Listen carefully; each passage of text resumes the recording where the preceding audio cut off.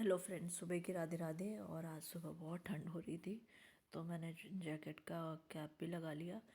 वैसे ठंड का मौसम बहुत अच्छा लगता है, लेकिन आज बहुत ज़्यादा ठंड लग रही थी तो मैंने कैप लगाया। और सुबह बिल्कुल भी उठने की इच्छा नहीं हो रही थी तो मैं सुबह थोड़ा 5-10 मिनट लेट उठ के आई, क्योंकि निकलने की इच्छा ही नहीं हो रही थी ब्लैंकेट से। फिर मैं उठी, नीचे आई और सबसे पहले चाय बनाने के लिए रखी और ड्राई फ्रूट निकाल के रखा। और उसके बाद मैंने फिर लहसुन निकाला और टमाटर निकाल कर गोभी काट के रखी थी, तो गोभी की सब्ज़ी बनाई। गोभी बहुत ज़्यादा थी तो आज मैंने उसमें आलू नहीं डाले। और फिर मैंने फ्रिज से टमाटर और लहसुन निकाल कर रखे। और पहले तो फ्राई पैन में मैंने तेल डाला। उसके बाद गोभी की सब्ज़ी बनाने के लिए उसका सामान कट करने लगी। और उतने में दूध वाले भैया दूध के पैकेट डाल के जा रहे थे, तो फिर मैं बाहर से वो पैकेट निकाल के ला के रखी। अभी उसके बाद में पकाने के लिए रखूँगी। पहले ये सब काम करने रहते हैं सुबह के, क्योंकि अभी बच्चों की स्कूल भी ठंड की वजह से थोड़ी सी लेट हो गई है, तो थोड़ा सा लेट उठना हो रहा है। तो लेकिन काम बहुत जल्दी करना होता है। पहले ये रहता था कि अक्षत के जाने के बाद आधा 1 घंटा मिलता था तो बाकी के काम हो जाते थे। अब ऐसा है कि अक्षत की स्कूल सुबह 8 बजे हो गई है जाने का टाइम, और 9 बजे लगने का टाइम हो गया है, तो इस वजह से काफ़ी लेट हो जाता है। और उतने बजे टाइम पे आयांश को उठाना पड़ता है, तो मैं फटाफट अपने किचन के काम ख़त्म करना पड़ रहा है। और सुबह उठने की जल्दी इच्छा नहीं हो रही ठंड के कारण। और सोना भी बहुत लेट होता है, क्योंकि ये दोनों बच्चे सोते नहीं हैं। ऊपर जाकर भी बेडरूम पे मस्ती करना चालू रहता है। तो मैंने सिंपली गोभी की सब्ज़ी बनाई। ज़्यादा मसाले डाल के हर चीज़ नहीं बनानी चाहिए, वैसे भी हम बहुत मसाले खाते हैं, इसलिए थोड़ा लिमिट में ही मसाले डाल के खाओ और बनाओ तो ज़्यादा अच्छा रहता है। तो फिर मैंने गोभी की सब्ज़ी में सिंपल लाल मिर्ची, हल्दी, धनिया पाउडर डाल के बनाई। वैसे तो सोचा था चटनी वाली गोभी बनाओ, फिर मैंने बोला बच्चों को पसंद नहीं आई। उतने में चाय उबल गई थी, तो फिर मैंने उसमें अदरक को अच्छी तरह से कूट कर डाल दिया। तब तक वो और उबल जाएगी। उसके बाद मैंने फिर सब्ज़ी को अच्छे से चलाकर और उसे ढक दिया था।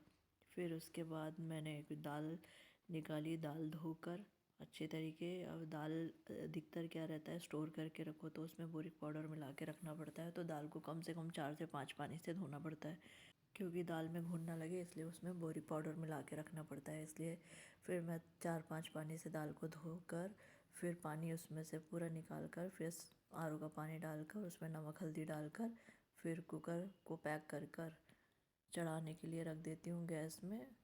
हम अधिकतर चावल दाल स्टोर करते हैं तो उसमें बोरिक पाउडर मिला के रखते हैं, जिससे घुन वगैरह नहीं होते हैं। और क्या है, ज़्यादा समय के लिए रख सकते हैं उसमें तो कोई दिक्कत नहीं आती है, नहीं तो घुन हो जाते हैं तो उसे साफ़ करते ही करते बहुत दिक्कत होने लग जाती है। और वो चावलों के अंदर दालों के अंदर छत तक चले जाते हैं, तो वो फिर फेंका जाता है अनाज। और फिर मैंने ड्राई फ्रूट निकाल के तो रख दिए थे, लेकिन उसे छीला नहीं था, फिर छील कर रखा। और फिर उसके बाद मैंने आटा निकाला आटा लगाने के लिए। तब तक आटा लगा कर रख दूँगी। उस तो बाहर झाड़ू लगा कर आओ, तब तक आटा फूल जाता है। और फिर आटा लगा निकाल कर रखने के बाद मैंने पहले पानी गुनगुना करके पिया, क्योंकि ब्रश करे हुए काफ़ी टाइम हो गया था और पानी पीना नहीं हुआ था, इसलिए फिर मैंने पानी पिया। ब्रश करके आओ तो एकदम से प्यास लगने लगती है फिर, लेकिन मैं किचन के काम इतने सारे रहते हैं कि पहले मैं आके किचन के काम करना शुरू कर देती हूँ, उसके बाद मैं पानी पीती हूँ। और ये हमेशा से है, मुझे पानी पीने की आदत है। ये ऐसा नहीं है कि कोविड के टाइम से मैं गुनगुना पानी पीने लगी हूँ, ये मैं बहुत पहले से पी रही हूँ। और आटे में मैंने पहले नमक मिक्स किया और उसे अच्छी तरीके से मिला लिया, क्योंकि नमक डालकर ही आटा लगाना होता है। और फिर मैंने आटे को पानी से गूँध लिया और फिर गूँध कर रख दिया थोड़ी देर, क्योंकि गूँध कर अच्छे देर थोड़ी देर रख दो तो वो भीग जाता है। और उतने में चाय ही हो गई थी, तो मैंने चाय को निकाल कर छान लिया और फिर अपनी भी चाय निकाली। 5-10 मिनट का टाइम था, तो मैंने सोचा कि तब तक मैं भी अपनी चाय पी लूँगी और 5 मिनट बैठना हो जाएगा। उसके बाद फिर दूध के पैकेट खोले जो नॉर्मल हो गए थे, और फिर मैंने उन्हें पकाने के लिए रख दिया। कभी कभी क्या होता है, दाल की सीटियाँ बहुत तेज़ होती हैं, तो फिर दाल के छींटे दूध में चले जाते हैं, इसलिए मैंने पहले दूध नहीं पकाने के लिए रखा था। और उतने में अक्षत भी नहा कर आ गया था, तो मैंने अक्षत का दूध गर्म किया हॉर्लिक्स डाल के, और उसके ड्राई फ्रूट निकाल के रखे और चाय भी थोड़ी सी गर्म करके दे दी, जिससे वो टोस्ट खा सके।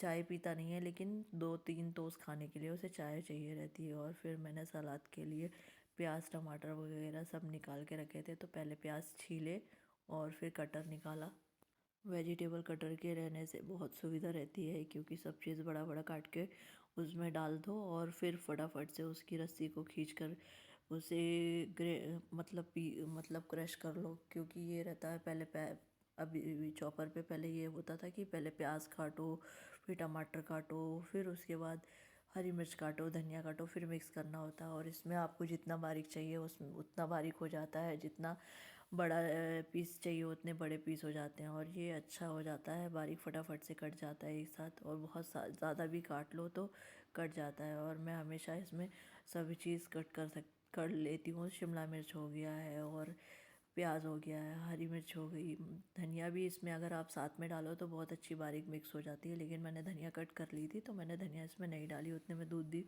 उबल गया था, तो मैंने दूध को बंद कर दी गैस और दाल में तड़का लगाने लगी। और सलाद भी मेरा बन के तैयार हो गया था, तो मैंने उसमें नमक और जीरा पाउडर डाल के उसको रख दिया।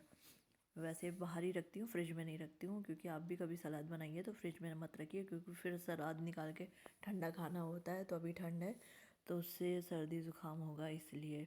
और फिर मैंने ओटा साफ़ करके रोटियां सेकना शुरू किया, क्योंकि फिर वैन का भी आने का टाइम हो रहा था। तो मैंने और फिर अयांश का भी उठाने का टाइम हो रहा था, और रोटियां सेकते सेकते मैं इनका टिफ़िन भी पैक करने लगी। एक तरफ 4-5 रोटियां सिक गई तो फिर मैंने अक्षत का टिफ़िन पैक करना शुरू किया, क्योंकि वैन कभी भी आ जाती है और फिर बहुत जल्दी जल्दी उनको रोकना पड़ता है। और बार बार रोकना अच्छा नहीं लगता है, क्योंकि उनको और भी बच्चों को लेना रहता है, उनकी भी दिक्कत रहती है, फिर बाकी बच्चों को लेने में वो लेट हो जाते हैं। और इस चक्कर में वो वैन भी तेज़ चलाएंगे, इसलिए पहले ही बच्चों को तैयार करके और उनका टिफ़िन पैक करके रख देती हूँ, जिससे जल्दी जल्दी। वैसे तो सभी पेरेंट्स को यही करना चाहिए, नहीं तो क्या होता है कि फिर उनको जल्दी पहुँचाने के लिए वैन भी तेज़ चलाना पड़ता है, और जिससे हमारे बच्चों के लिए दिक्कत होगी।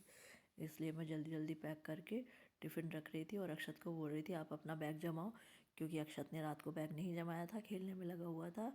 रात को बैडमिंटन खेलने में लग जाते हैं तो फिर बैग जमाना नहीं होता। और फिर उतने में वैन आ गई और अक्षत मैं अपना टिफ़िन लेके बाहर निकल गया। फिर मैंने किचन का ओटा क्लीन किया अच्छी तरीके से, और चिमनी वगैरह भी अच्छे से साफ़ करी, क्योंकि चिमनी को रोज़ पोंछना अच्छा रहता है, उसमें चिकटपन नहीं जमता। और मैं अधिकतर रोज़ पोंछ लेती हूँ। मुझे ये पूरा किचन का ओटा रोज़ ही क्लीन, वैसे तो ये 2 से 3 बार ऐसे साफ़ होता है, क्योंकि शाम को भी चाय वगैरह बनती है, बच्चों के लिए कुछ नाश्ता बनता है, तो इसको फिर से साफ़ करना होता है अधिकतर। और चिमनी को भी ऐसे ही साफ़ करना पड़ता है, क्योंकि तेल जाके जम जाता है, आप कुछ भी छौंक लगाओ तो।